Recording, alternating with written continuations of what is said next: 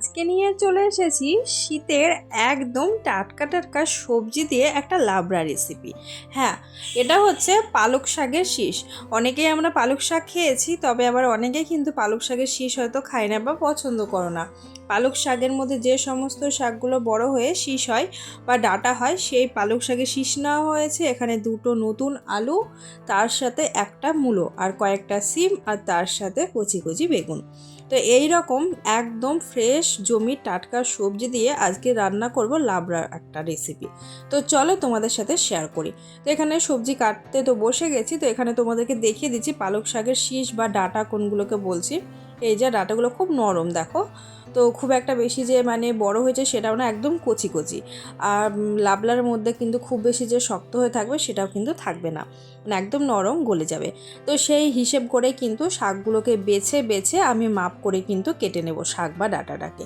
তো ওদিকে পালক শাকের শীষ তো আমি বাছতে বসে গেছি।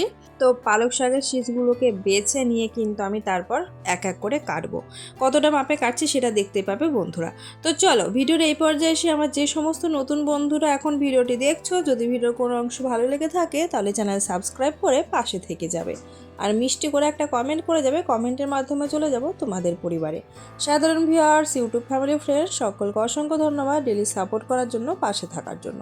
তো যাই হোক, এই যে দেখো, তোমাদেরকে দেখাচ্ছি ডাটার সাইজটা কতটা করছে আমি, কেন ডাটাগুলো একদম কচি কচি গলে যাবে। তো ওদিকে একটা শীষ বা ডাটাগুলোকে কেটে নিয়েছি, আমি কিন্তু এখানে বেগুনগুলো কেটে নিচ্ছি। আর বেগুনগুলো কিন্তু বেশ কচি, তাই আমি একটা বেগুনকে বেশ মানে 4টে করে ফালি করছি আর কি, মোটা মোটা সাইজ করে কেটে রাখছি, কেননা বেগুনগুলো এতটাই নরম যে লাবড়ার মধ্যে বেগুন খুঁজে পাওয়া যাবে না। সেই মাপ করে কিন্তু কেটে নিচ্ছি। এবারে কাটবো সিম। তো তোমাদেরকে একটা টিপস বলি বন্ধুরা, অনেকেই সিম কাটার সময় সিমের ভিতরে পোকা বা খারাপ কিছু আছে নাকি বুঝতে পারো না। রান্নার সময় বা কাটার সময় এই যে দেখতে পাচ্ছ, আমি তোমাকে দেখাচ্ছি একটা লাইট পড়ছে, লাইটের বা রৌদ্রের দিকে এইরকমভাবে সিমটাকে ধরবে, তাহলে সিমের মধ্যে কোনো পোকা বা কোনো খারাপ কোনো কিছু মানে নষ্ট হয়ে থাকলে সেটা বুঝতে পারবে। দেখো, আমি সিমটা তোমাদেরকে ধরেও দেখালাম, কতটা সুন্দর কিন্তু বোঝা গেল, তোমরা বুঝতে পারছো। তো আমি কিন্তু এইভাবে প্রত্যেকটা সিম কাটি, আর আমার অনেক বন্ধুরাই জানে, এই টিপসটা জানে, তবে যারা জানো না তাদের জন্য বললাম। তো সিমগুলো কেটে নিয়ে এরপরে কিন্তু বাকি মূলো আলু সমস্ত কিছুই কেটে নিয়ে একেবারে আসছি তোমাদের সামনে।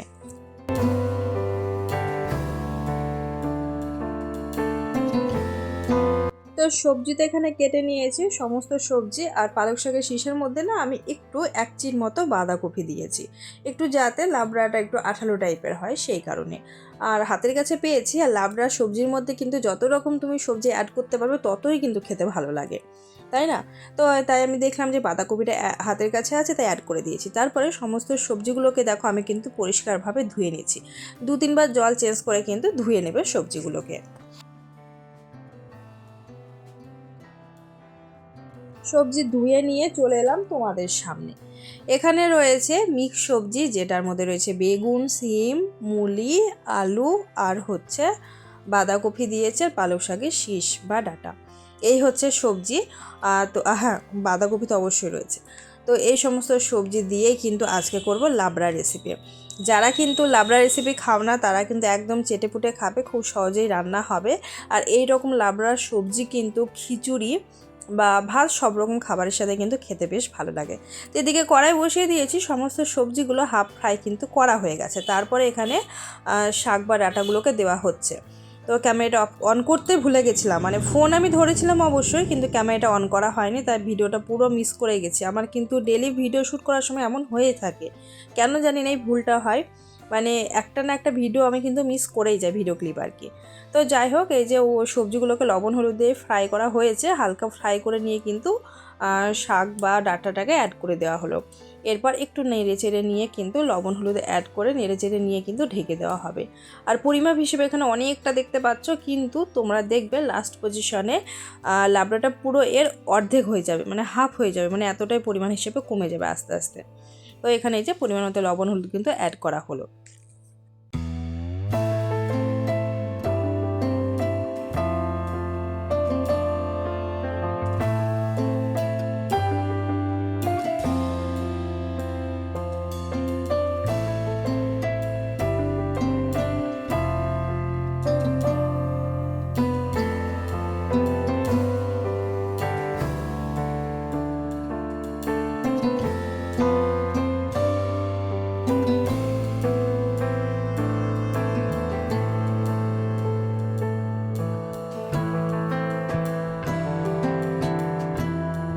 ওদিকে তো সবজিটাকে নেড়ে চেড়ে নিয়ে থালা দিয়ে ঢাকা দেওয়া হলো, জল ছেড়ে দেবে। আর এদিকে কিন্তু মশলা বেটে নেওয়া হচ্ছে। মশলার মধ্যে এখানে রয়েছে সর্ষে, কাঁচা লঙ্কা, সামান্য একটু জিরে দেওয়া হয়েছে, আদা কিন্তু অ্যাড করা হয়নি। এই মশলা দিয়ে কিন্তু রান্নাটা করা হবে। আর মশলার পরিমাণটা দেখতে পাচ্ছ খুবই সামান্য। আর মশলাটা কিন্তু শিলে বাটা হচ্ছে, শিলে বাটা মশলার স্বাদ কিন্তু সমস্ত স্বাদকে হার মানায়, তো খুবই ভালো লাগে খেতে। আর এই মশলাটা কিন্তু দেওয়া হবে হচ্ছে এই লাবড়া রেসিপিতে। এখানে মশলাটা বেটে কিন্তু সবজির উপরে মশলাটাকে অ্যাড করে দেওয়া হলো। এরপরে আর একটু পরিমাণে হলুদ দেওয়া হয়েছিল, যেহেতু হলুদের পরিমাণটা কম হয়েছিল। তারপর অনেক সুন্দরভাবে প্রায় অনেকটা সময় নিয়ে এইভাবে নেড়ে চেড়ে নেওয়া হবে, যাতে মশলাটা খুব সুন্দরভাবে মিশে যায়। আর সবজিটা যতক্ষণ না পর্যন্ত সেদ্ধ হচ্ছে ততক্ষণ পর্যন্ত কিন্তু এইভাবেই নাড়াচাড়া করা হবে।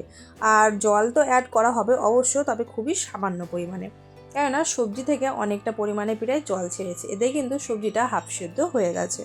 তো মশলাটা দেওয়ার পরে একটু নাড়িয়ে চাড়িয়ে নিয়ে কিন্তু এখানে প্রায় 2 কাপ মতো জল অ্যাড করা হচ্ছে পরিমাপ হিসেবে।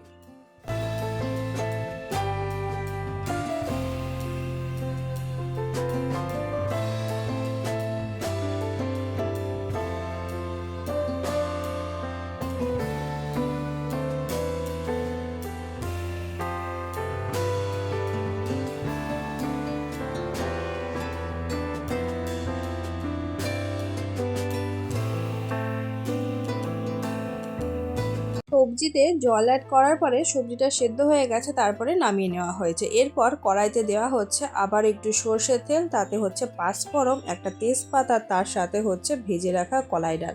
এখানে কিন্তু কোনো মশলা অ্যাড করা হচ্ছে না, এই কলাই ডাল দিয়েই কিন্তু সম্বার করা হবে এই লাবড়া সবজিটাকে। এটা হলেই কিন্তু ব্যাস কমপ্লিট। অনেকে চাইলে কিন্তু একবারে রান্না করতে পারো, এখানে কিন্তু 2 সম্বারে রান্না করা হচ্ছে। টেস্টটা কিন্তু ভালো লাগে দুটো সম্বারে রান্না করলে, তবে তোমরা একবারে কিন্তু রান্না করতে পারো নিজেদের সুবিধাতে আর কি। তো এখানে দেখতেই পাচ্ছ তেল গরম হয়ে গেছে, কলাই ডাল অ্যাড করে বেশ অনেকটা সময় ধরে ভেজে নিতে হবে, লাল লাল না হওয়া পর্যন্ত। লাল লাল আকারে ভাজা হয়ে আসলেই কিন্তু তারপরে নামিয়ে রাখা লাবড়াটাকে কিন্তু আবারও ঢেলে দেওয়া হবে।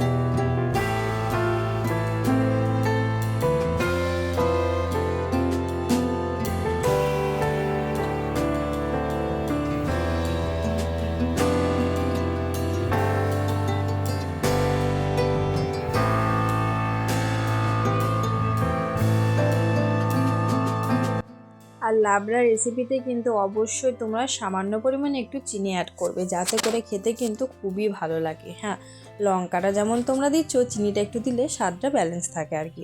তারপরে এখানে একটু চালের গুঁড়ো দেওয়া হলো, চালের গুঁড়ো বা চালের ময়দা একটু অ্যাড করে দেওয়া হলো, যাতে একটু বেশ মাখো মাখো টাইপের হয়। তো অ্যাড করে দেওয়ার পরে খুব সুন্দরভাবে নাড়িয়ে চাড়িয়ে নিয়েই কিন্তু আমরা নামিয়ে ফেলবো লাবড়া সবজিটাকে। আর এই সবজিটা কিন্তু খুব অল্প মশলায় দেখো রান্না করা হচ্ছে। আর এই সবজি বলে না বন্ধুরা, আমাদের বাড়িতে কিন্তু বিশেষত অল্প মশলাতেই রান্নাবান্না করা হয় রেগুলারই খাওয়ার জন্য আর কি। তো এই যে লাবড়া সবজিটা দেখো কতটা লোভনীয় হয়েছে। আর এই সবজিটা কিন্তু খিচুড়ির সাথে জাস্ট জমে যাবে, মানে এতটাই ভালো লাগে খেতে। ভাতের সাথে অবশ্যই ভালো লাগে, তবে খিচুড়ির সাথে লাবড়া সবজি যেন খুব সুন্দরভাবে যায়, মানে আর কি মানায় এক কথায়। তো আজকের এই লাবড়া রেসিপি কেমন হয়েছে অবশ্যই বন্ধুরা কমেন্টের মাধ্যমে জানাবে। আর যারা এখনও পর্যন্ত এরকম লাবড়া রেসিপি খাওনি, তারা কিন্তু অবশ্যই ভিডিওটা দেখে ঝটপট করে বানিয়ে ফেলো, খেতে অবশ্যই ভালো লাগবে। তো বন্ধুরা, যদি ভালো লেগে থাকে ভিডিওটি, তাহলে কিন্তু পাশে থেকে যাবে। আবারও দেখা হবে তোমাদের সাথে নতুন কোনো রেসিপি বা ভিডিওর সাথে। ততক্ষণ তোমরা ভালো থেকো, সুস্থ থেকো। আসি বন্ধুরা, টাটা।